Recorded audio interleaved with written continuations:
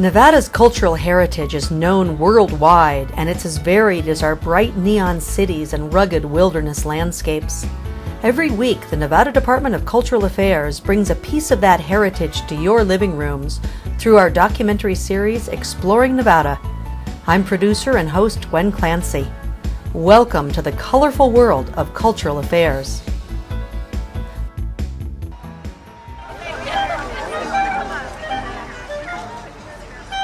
On a late summer evening in 2007, Nevada residents gathered at the Truckee River in downtown Reno for a movie screening.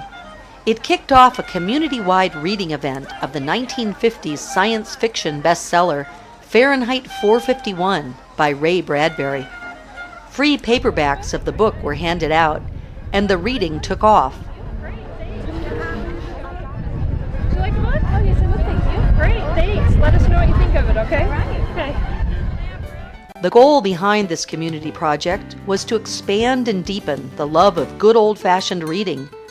And read they did, in a range of languages and venues. He screamed. He screamed. He screamed! Blackout. Let's have a look. The story reveals a futuristic world gone horribly awry, where reading books is illegal, where the exchange of open ideas is a crime, where the freedoms we take for granted are no longer. You're only one. So over here, they're gonna ask it anymore. A number of non-native English speakers took it on in their literacy classes. Some of the vocabulary, and you've mentioned it, is very difficult in this book, and hard reading. But remember, we talked about reading in context. If you don't know the word, you read around it, and that way you can you pretty much figure out exactly what they're trying to say. And this is so good for vocabulary. Opens your mind. Exactly. Opens your mind. Because this is, of course, not a new book, but it has some wonderful imagination to it. Yes? Yes. Vocabulary is a little tough. It's hard. I run into a few things I don't quite understand, but I looked them up and it makes sense still. But the main idea of the book I did understand. And the language barrier could be understood. The message is the same.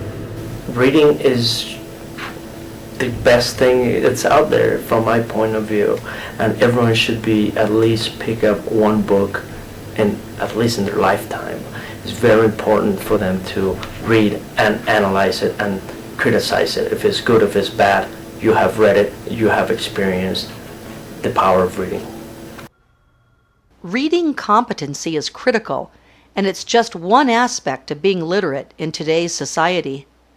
The federal government defines literacy as an individual's ability to read, write, and speak in English, compute and solve problems at levels of proficiency necessary to function on the job, in the family, and in society. This includes basic reading comprehension and writing skills, math computation, and English as a second language. As a state, Nevada has its challenges, with at least 25% of its population lacking high school diplomas and a hefty segment of its residents handicapped by low literacy skills. Fortunately, a host of programs operated by nonprofits, state, local, and federal governments are in place to address this problem. And who better to give us an inside tour than someone who was a student herself? Carmen Casas Hirsch is now an instructor at Truckee Meadows Community College in Reno, but her story begins in a far different place. I was born in Durango, in a very small town in Durango, and my first two important teachers were my mother and my grandmother. After that, I moved to Sonora, where I grew up, and there's where I received my formal education. In Sonora, I finished all my education up to university. However, when I took English classes in university and high school, I didn't consider them very important because, I didn't need them. I spoke Spanish in my country. All that changed when I came to the United States with my American husband. For a while it was okay because he was the breadwinner, so I stayed home and raised my children. And I got away with speaking Spanish. When my husband passed away, it was essential, it was critical that I learn English because I was left with 4 young children to support. And I knew that for me to be able to do that, I needed to get a job that paid more than the minimum wage to give my children a good life. Then I started to learn English. I went to school, I learned the language, and I worked as a paralegal for a while. I was also tutoring. I was a bilingual tutor. And I realized that that was my passion. Teaching, helping other people like me, people that were struggling with the language, because English is a difficult language to learn. And so that was my passion, that I knew that that's what I wanted to do. Hey Charles, how are you doing? Doing okay? Yeah. Did you figure it out? Yes. Okay. All right. And you're going to take the test pretty soon, huh? Yes. Okay, wonderful. Really? Why do you want to get a GED? Because I want to get a better job, better pay, and more income because I got a family to support. GED stands for General Education Development. And you get a GED if you didn't get your high school diploma. If for any reason you dropped out of school, then you need a GED. If you don't have a high school diploma, a GED is a good option. Who in this classroom is planning to get a GED? All right. All right. How many of you are going to apply for a better job after you get a GED? How many of you are going to ask for more money at work when you get a GED? Yes, I would too. Good for you. Good for you. I'm sure that you will get your GED and you will go to other classes and to UNR, hopefully, or university. Let me show you the Truckee Meadows Community College Literacy Center. You must serve people from the greater Reno area in Sparks. Tell us about your program. What makes your program special? Well, our program is very unique in that we use volunteers from the community who work one-on-one with our students. This is what we call our tutor room. This is where the volunteer tutors are working one-on-one with the students. It's kind of quiet right now because we're between classes. We offer both day and evening classes.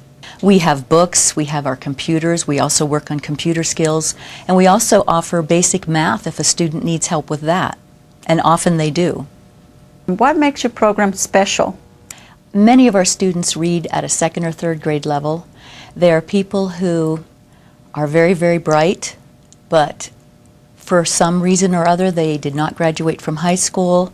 Some of them may have some kind of a learning disability which has nothing to do with their IQ level, but the way their brain processes the written word, there's some kind of a disconnect.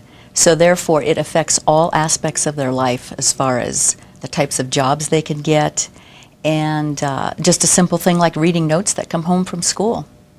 For many of our students, it is difficult to take that first step and come over and let us know that they need help.